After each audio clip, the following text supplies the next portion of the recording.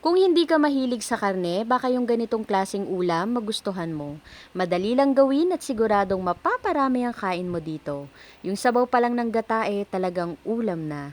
Ito yung ginataang tulingan na may talong. Gusto mo rin ba? Tara, luto tayo. At sa recipe nga na ito ay kakailanganin natin ng talong, siling green, kamatis, bawang, sibuyas at luya. At syempre, gagamit din tayo dito ng gata. At sa isda naman, kakailanganin natin dito ng tulingan. Nilinis ko na rin pala yan, then hiniwaan sa gitna at syempre tinanggal ko na rin yung buntot. Sabi kasi nila, pag nagluluto daw ng tulingan, dapat tinatanggal yung buntot. At bago ko nga ito lutuin sa gata, ipapaksiw ko muna. At dito sa kawali, nilagay ko yung tulingan.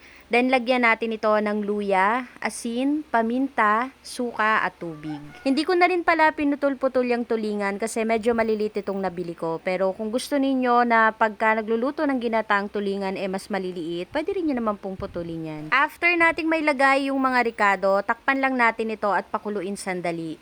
At once na kumulo na nga, baliktarin lang natin ito para maging pantay yung pagkakaluto. Takpan lang uli natin ito, then hayaan ng matuyuan ng sabaw. After ko nga itong may paksiw, hindi ko pa ito gagataan. Ipiprito ko pa ito para mas lalong masarap yung pagkakaluto dito sa ating ginataang tulingan. Madali na lang din pala itong maluto kasi naipaksiw na nga. Bali, piprituhin lang natin ito hanggang sa mag-brown yung magkabilang side ng isda. At dito nga sa kawali na pinagprituhan ko ng isda, dito na rin ako magigisa ng luya, bawang at sibuyas. At pag nagaroma na yung ating ginigisa, ilagay na rin natin dito yung kamatis.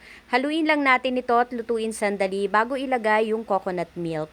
Timplahan na rin natin ito ng mga pampalasa, haluin, then ilagay na yung piniritong tulingan kanina. Ilagay na rin natin yung gulay na gusto nating isahog sa ginataang tulingan. Ako talong lang pala yung isasahog ko dito. Tinakpan ko lang din ito para mabilis maluto yung talong, then bago ko nga ahunin, naglagay pa ako ng siling green. Kung ang gusto nyo pong pagkakaluto sa tulingan ay medyo tuyo yung sabaw, pakuluan nyo pa ito ng ilang minuto. Pero kung gusto niyo yung ganitong luto sa tulingan, yung medyo may sabaw ng konti, once na malambot na yung talong, ahunin nyo na ito sa kalan. Gusto mo rin ba? Tara, kain tayo.